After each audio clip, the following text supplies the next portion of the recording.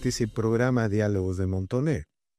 Bueno, y nosotros queremos seguir analizando esta impresionante operación militar de los Estados Unidos en que se neutralizó al ejército venezolano, las Fuerzas Armadas venezolanas, por cierto, una de las más equipadas y poderosas de la región, y en donde se combinó de una manera realmente sorprendente información de inteligencia y tecnología militar. Esta es una de las operaciones que, junto a la última operación desarrollada por Israel en contra de la élite militar y nuclear de Irán, representa, digamos, niveles superlativos de tecnología que no se han visto en enfrentamientos bélicos, en guerras anteriores. Estamos ante un nuevo momento de la guerra en la que digamos, la movilización militar de los Estados Unidos, que desplazó casi el 40% de su flota naval y posibilitó que 150 naves, entre cazas de guerra, helicópteros, drones no tripulados, digamos, produjeran este hecho que ha conmocionado, que ha impresionado al mundo y que de una u otra manera ha cambiado la geopolítica, ha culminado con un ciclo de la geopolítica en el planeta. Bueno, para hablar y reflexionar sobre estos temas, el día de hoy hemos convocado al vicealmirante Francisco Calisto Giampietri. Él es un vicealmirante de la Marina de Guerra del Perú en situación de retiro, conocedor de estos temas, y ha tenido la gentileza de aceptar este diálogo. Buenas tardes, vicealmirante, gracias por la conversación. Un gusto nuevamente estar contigo. Buenas tardes. Vicealmirante, ¿cuáles son las primeras impresiones de un análisis estrictamente militar? ¿Qué nos podría decir al respecto? Bueno, hacer un análisis solamente confinado al tema militar, yo creo que es un poco sesgado, porque este tiene un componente que extrapola solamente la frontera del campo militar, como cualquier actividad, sobre todo en un conflicto de esta naturaleza, ¿no? Pero si nos vamos a circunscribir al tema netamente militar, podemos ver que ha sido una operación que tiene algunos aciertos y tiene algunos temas que al final tienen que ser de una u otra manera trabajados en un estadio posterior. Definitivamente, como nosotros comentamos en anteriores oportunidades, esta no iba a ser una operación eh, dejada al azar o ejecutada solamente con las oportunidades tácticas del momento, ¿no? Esto tenía una concepción estratégica mucho más desarrollada, mucho más elaborada y con un componente de inteligencia muy fuerte, ¿no? Y eso es lo que ha primado para poder desarrollar la operación a la velocidad que se ha hecho, con el compartimentaje y con eficiencia al final y con el menor daño colateral posible, que eso era lo más importante, ¿no? Ahora, en cuanto a la inteligencia, ha habido, pues, todo el mundo reconoce que ha habido una enorme concentración de inteligencia para ubicar el lugar, determinar el momento, determinar el número de miembros del equipo de seguridad de Nicolás Maduro para su captura. Pero me gustaría que nos explicara cómo funciona la tecnología, ¿no? O sea, cómo funciona la tecnología en estos casos. Tenemos un portaaviones, cruceros, este, helicópteros en estas naves, pero tenemos satélites, tenemos aviones de guerra. ¿Cómo se ha producido esto? Un poco para la información. ¿Tiene usted alguna idea, vicealmirante? A ver, cuando uno va a hacer una operación militar de esta naturaleza o de cualquier otra, uno primero tiene que basarse en una fina apreciación de la situación de inteligencia.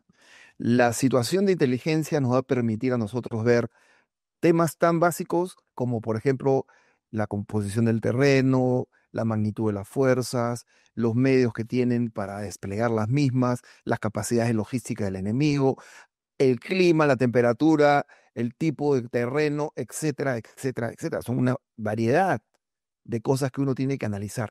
De acuerdo a eso, uno comienza a desarrollar los posibles escenarios que se pueden manejar en el conflicto y qué cosas se necesita para poder tener una acción positiva, rápida, efectiva, que esté enmarcada en toda esta información y de esa manera poder llevar los medios que uno necesita para poder desarrollarse en la operación. De lo contrario, uno o sobredimensiona las fuerzas o no las evalúa bien y terminan minimizadas y eso podría impactar negativamente en la operación. Entonces, la distribución de fuerzas que se necesitan para una actividad de esa naturaleza viene estrechamente relacionada con toda esta información que le da a uno la inteligencia. Entonces, sin una buena apreciación de la situación de inteligencia, uno no puede hacer una orden de operaciones, desarrollar una operación, porque iría ciego a una operación de esta naturaleza, ¿no? O sea, usted diría que la tecnología en este caso está subordinada a la inteligencia. Bueno, yo no diría que subordinada, yo creo que son vectores mutuamente incluyentes, ¿no? Porque los dos se suman entre sí, porque la inteligencia permite de una u otra manera también ver qué capacidad técnica necesitamos para poder eh, sobreponer su esfuerzo sobre el enemigo. Entonces, la capacidad de sobredimensionamiento de fuerzas es un esfuerzo estéril que no necesariamente debe ser dejado al azar. Entonces, necesitamos ver cuáles son las condiciones necesarias para poder implementarlas y desarrollar la operación. Lo que hemos tenido aquí una suma de diferentes tipos de esfuerzos de inteligencia que vienen desde la inteligencia humana, la inteligencia militar, la inteligencia de fuente abierta, la contrainteligencia que se ha podido hacer sobre el mismo enemigo, en este caso sobre el mismo personal que de una u otra manera ha brindado información. Entonces, todo este tipo de cosas se van alimentando en una especie de matriz que al final nos permite desarrollar cuál es la situación, con este análisis situacional ver qué cosa es lo que necesitamos para lograr el objetivo que queremos, porque los objetivos pueden ser varios, ¿no? Entonces, dependiendo en este momento el objetivo era un objetivo táctico relativamente. El objetivo táctico era capturar a Maduro y, bueno, por extensión también se llevaron a la esposa, ¿no es cierto? Ahora, Pero pero hay objetivos que van mucho más allá del tema táctico. antes de preguntarle sobre ese tema, pero de alguna manera la respuesta del ejército, de las Fuerzas Armadas venezolanas, fue neutralizada por la sorpresa, la tecnología, pero también por los bombardeos, ¿no? También por los bombardeos se anuló un aeropuerto militar, efectivamente. Pero ahí es donde entra la alta tecnología y la precisión de la alta tecnología. ¿Algún comentario sobre el tema? Así es, y yo recuerdo que en la anterior oportunidad en la que conversamos, dijimos que esta acción militar que se iba a dar en Venezuela y que se tenía que dar y que se pronosticaba que se iba a dar, muchas personas decían que no, pero yo recuerdo muy bien cuando conversamos con usted que decíamos que Trump no ha movido las fuerzas hasta el Caribe para tomarse un selfie, ¿no es cierto? Había una acción posterior que se tenía que desarrollar y que estaba claramente definida.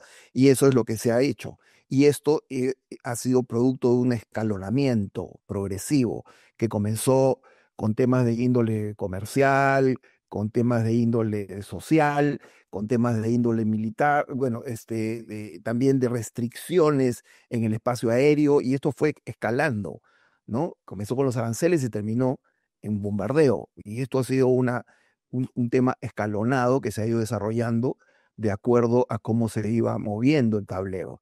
Acordémonos que una operación militar no es un tema de tercera ley de Newton, acción y reacción.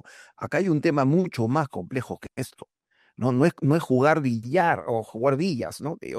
Disparo a la buchaca número tal, etcétera. No, acá es jugar billar a tres bandas. Uno dispara para un lado y la respuesta viene por otro. Entonces, hay un tema mucho más elaborado, ¿no es cierto? Entonces, este escalonamiento ha ido progresando, increciendo y ha terminado en lo que ha terminado. Definitivamente hay componentes muy finos de inteligencia, y el primer escalón que iban a subir en un ataque de esa naturaleza, y lo dijimos en un programa anterior, usted lo puede revisar, era neutralizar los blancos estratégicos y de ahí capturar a los objetivos de alto valor militar. Y eso es lo que se ha generado. Han bloqueado capacidad de respuesta. Los Su-30 no despegaron o por temor o porque, digamos, no tuvieron tiempo de reaccionar. Bueno, también comentamos la anterior vez que tuvimos la oportunidad de conversar de que lo que tenía en este momento, eh, la concepción que tenía en este momento la fuerza desplegada por el presidente Trump era de lograr la supremacía aérea. Lo que Trump ha tenido en este momento no es una superioridad, sino una supremacía aérea. Absoluta. Él era el que decidía qué cosa volaba y qué cosa no volaba sobre Venezuela. No era Venezuela. Entonces, al tener una posición de esta naturaleza, esta supremacía le permitía operar con una libertad que le ha permitido, entre otras cosas, meter más de 10 helicópteros en vuelo rasante hacia el objetivo en el Palacio de Miraflores y sacar a este señor, ¿no? Con la Fuerza Delta, y los SEALs también estuvieron por otro lado, etcétera. Entonces, al final, la supremacía aérea es lo que le ha dado esta proyección del poder naval sobre la tierra firme. Como dicen los gringos, entre comillas, ellos han puesto boots on the ground, ¿no es cierto? Las botas sobre el terreno. Y eso, la única forma de hacerlo era teniendo esta supremacía aérea. Ahora, ¿por qué razón Estados Unidos solo se focalizó en Maduro?